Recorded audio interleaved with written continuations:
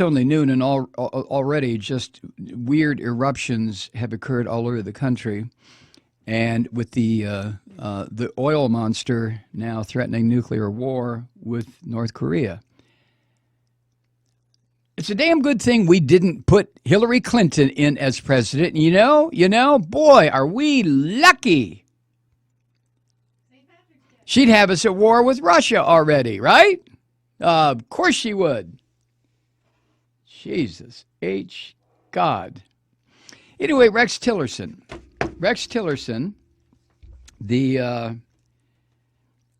going to try not to gag when I say this, the Secretary of okay, couldn't do it.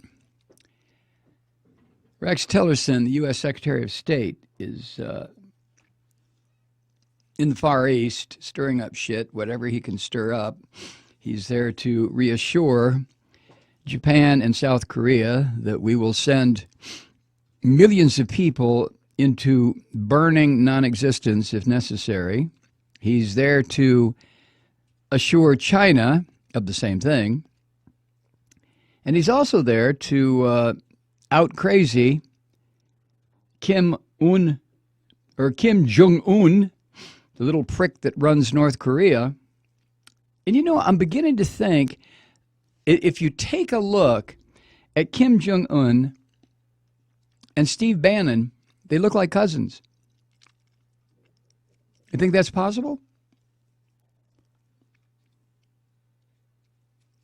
So today in South Korea, Tillerson ruled out opening any negotiations with North Korea to freeze its nuclear and missile programs.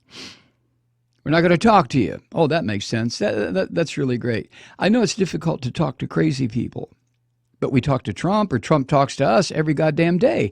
You know, we here in the United States, we know what it's like having a psychopath as a leader. We've had a couple that came very close to being psychopaths, but now we have this asshole running things, Trump and Bannon. Now we know what it's really like. I guess maybe Tillerson's had enough of psychopathology, doesn't want to deal with one in North Korea. Nah, that's not the reason. That's not the reason. I wonder if North Korea has oil. I know they have a lot of coal. I think there is a lot of oil off the coast of North Korea.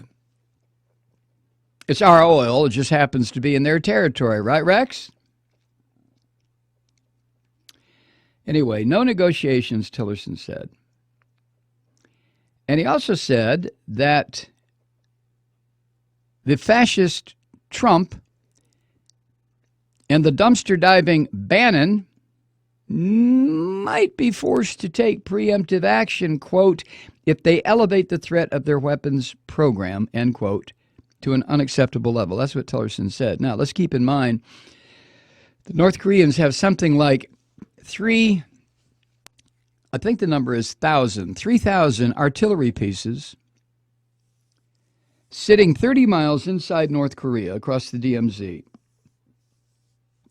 It's either 30,000 or 3,000. Whatever the number is, it's a hell of a lot of these massive artillery pieces. And they are aimed at Seoul, South Korea, the capital of South Korea. If Kim Jong crazy decides that he's finally going to blow the fucking world up, all he has to do, he doesn't have to use nuclear weapons. He'll save those for the United States and China. All he has to do is release the furies of hell out of these artillery, these cannons.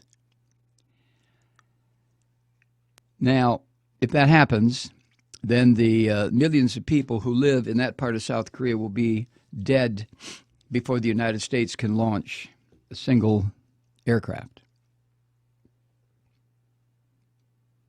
And if you think that Kim Jong-un is not crazy enough to do that because of what would happen, well, I think anybody thinks that, I think we would be making a terrible mistake. This is the guy, Kim Jong-un. He's the one who, when somebody pisses him off, he sentences them to death.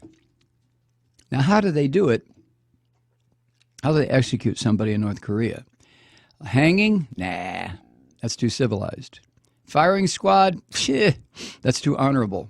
Guillotine? That's too French. Poison gas? Nah, that's too much like the United States. Do you know how they execute people in, especially enemies of the state, which is what Trump calls the press in this country? The way they do it in North Korea, they tie you to a post if you are the victim about to be executed, and then they set up an anti-aircraft battery about 100 yards away. That's the length of a football field. An anti-aircraft cannon. Now, if you've never been in the Navy, or if you've never been in an area of combat where these types of weapons are used, like I haven't, then the only reference we have to these weapons is what we've seen in news strips or video strips or a John Wayne movie or something like that. However, we do have another reference, and that is there's some videos out right now that shows what happens when somebody is executed with an anti-aircraft cannon. There's not enough left of the person being executed to put in a goddamn glassine envelope to ship home to the family. So if Kim Jong-un will do that, there will be no hesitation to unleash pure hell on the South Koreans.